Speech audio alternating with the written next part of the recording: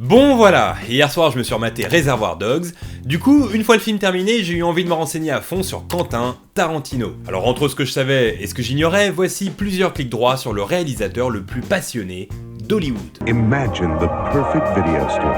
En 1979, alors âgé de 16 ans, Quentin Tarantino décide brusquement d'arrêter l'école afin de devenir acteur. Il prend des cours de théâtre mais se lasse très vite et stoppe tout au bout de 2 ans. Du coup, pendant 4 ans, il va vivre de petits boulots assez déprimants. Il patrouille la nuit dans les rues de Los Angeles afin de récupérer dans des kiosques l'argent de magazines érotiques et devient placeur dans un cinéma porno après avoir menti sur son âge. De 22 à 26 ans, il trouvera un job plus en adéquation avec sa passion du cinéma, en travaillant dans un vidéoclub nommé Video Archive à Manhattan Beach, en Californie. Là-bas, il découvrira le cinéma de Jean-Luc Godard, Jean-Pierre Melville, Eric Rohmer ou encore Shohei Imamura. Il en profitera également pour écrire là-bas quelques scénarios, ceux de Reservoir Dogs, Tueur né ou encore True Romance en compagnie de son collègue de travail au vidéoclub, j'ai nommé Roger Avary. Beaucoup plus tard, lorsque ce vidéoclub ferma malheureusement ses portes, Tarantino décida de racheter l'intégralité du stock, à savoir 8000 VHS et DVD, expliquant qu'un film ça se regardait en cassette ou en DVD et surtout pas sur Netflix. Et il a bien raison.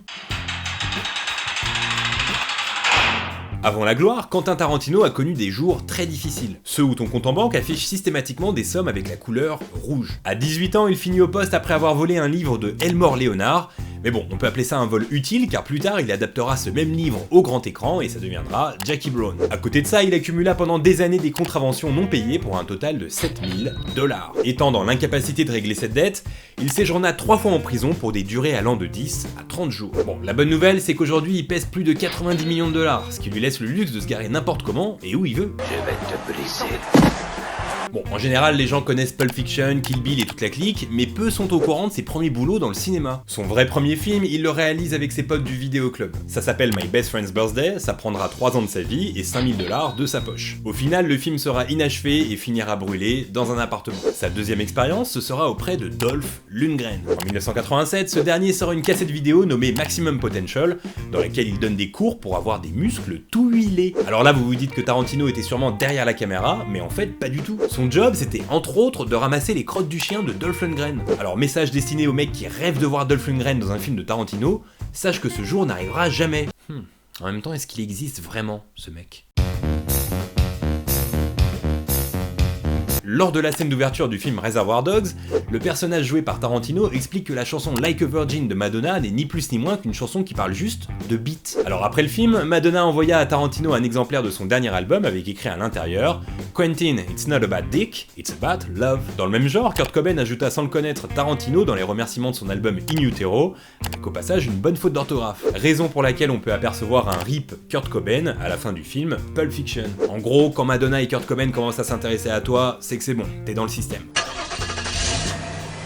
La Chevrolet Chevelle Malibu 1964 que tu peux apercevoir dans Pulp Fiction appartient en vrai à Quentin Tarantino. Le problème, c'est que cette voiture a été volée durant le tournage du film, en 1994. Alors quelle fut la surprise de Tarantino lorsqu'il reçut en 2013 un appel du shérif d'Oakland, lui annonçant que sa voiture avait été enfin retrouvée. Elle avait été vendue et revendue pendant 19 ans, de particulier en particulier, qui ignorait complètement le passé de cette voiture. Voiture qu'il pourra à nouveau ajouter à sa collection, puisqu'il est de notoriété publique à Malibu, que Tarantino a l'habitude de rouler dans les rues du quartier avec la Pussy Wagon, célèbre automobile du film Kill Bill. T'imagines, tu sors dans la rue et tu croises Tarantino en train de conduire la Pussy Wagon, c'est ouf, ça te fait carrément ta journée, ou alors ton année, ou alors ta vie si t'as pas de vie.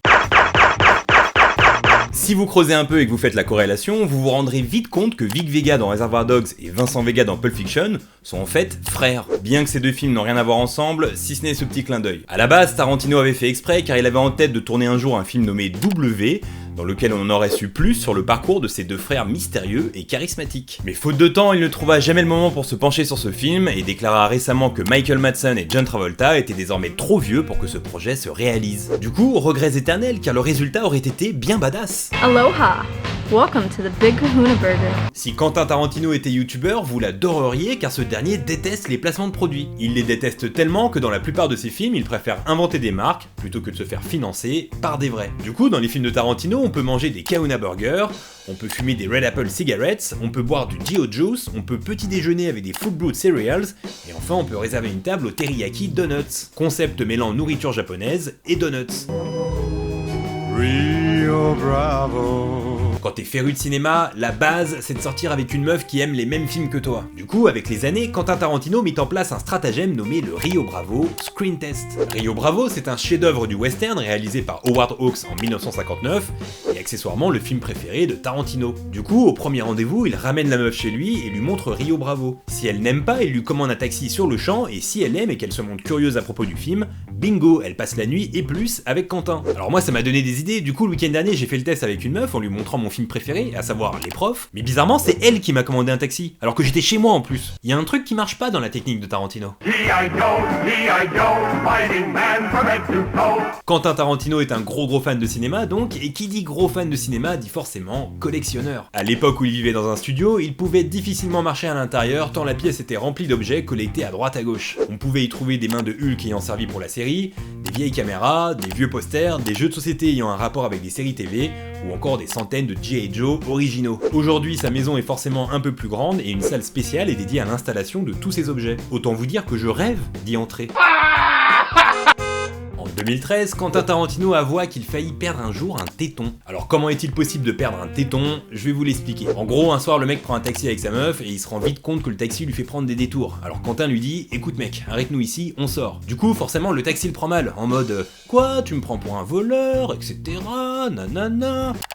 Je me rends compte qu'en fait personne parle comme ça. Genre nanana, nanana. Donc en fait quand on raconte une histoire, je sais pas pourquoi on persiste à donner ce ton-là à l'autre personne. Parce que personne parle comme ça, c'est stupide. Bref, le taxi dit à Tarantino, bah dans ce cas ça fera 4,50$ mec. Alors Tarantino lui file un billet de 5$ et il est tellement vénère qu'il veut même pas lui laisser ne serait-ce que 50 centimes de pourboire. Alors il lui dit, rends-moi ma monnaie. Et là le taxi lui sort la punchline de l'année. Il lui jette 2,25 cents à la gueule et ajoute, tiens, prends-les et utilise-les pour acheter une nouvelle gueule à ta meuf. Du coup, je te laisse imaginer le taux d'énervement de Tarantino qui se jette sur lui et lui fout droite sur droite. Finalement, le taxi parvient à s'agripper à lui et là, il lui mord le téton de toutes ses forces. Heureusement pour Tarantino, le mec avait mordu jusqu'au sang le contour du téton. Du coup, il lui arracha juste la peau qu'il y avait autour. Au final, un procès eut lieu et Tarantino dut payer 30 000$ de réparation au taxi. Ce qui, au final, lui laisse encore moins de thunes pour refaire la gueule de sa meuf.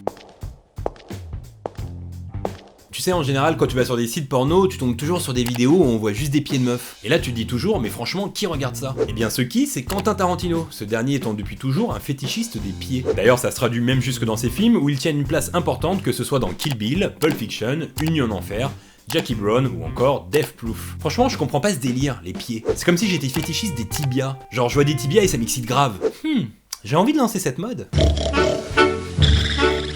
D'ailleurs, un fétichiste des pieds fait forcément des blagues salaces sur un plateau. Depuis le début de sa carrière, Quentin Tarantino a pris l'habitude de faire une blague bien particulière à ses acteurs. Entre deux prises, lorsque ces derniers font un petit somme, il s'approche d'eux délicatement avec son grand pote Big Jerry. Big Jerry, c'est un god violet, god qu'il place à côté de leur visage avant de prendre une photo. Du coup, chez lui, il a sur un mur ce qu'il appelle le Wall of Shame, cadre qui regroupe toutes ses photos à l'intérieur duquel tout le monde y passe, de Brad Pitt à Leonardo DiCaprio en passant par Robert De Niro. Et c'est donc sur cette révélation bien cocasse et bien festive que se clôt l'épisode d'aujourd'hui. Voilà, si t'as aimé cette vidéo, n'hésite pas à mettre un pouce bleu et à la partager. Vous êtes nombreux dans les commentaires à être étonnés que je n'ai pas plus d'abonnés. Alors justement, c'est l'occasion rêvée pour parler de la chaîne à vos potes. Si vous aimez, il y a de fortes chances qu'ils aiment. Vous pouvez également me suivre sur Facebook et sur Twitter. À côté de ça, je serais bien curieux de savoir quel est votre film préféré de Quentin Tarantino. Perso, je vais un peu tricher et dire True Romance. Le film a été réalisé par Tony Scott, mais le scénario est écrit par Tarantino. Du coup, ça compte un peu. La mauvaise nouvelle du jour, c'est que Tabs prend des vacances. Mais on se retrouvera quand même le mercredi 10 août. Ouais, je sais, 28 jours sans Tabs, c'est dur. Mais n'hésitez pas à me suivre sur les réseaux sociaux si vous voulez des signes de vie. Alors jusque là, portez-vous bien, je vous souhaite de bonnes vacances et je vous dis à bientôt. Bye.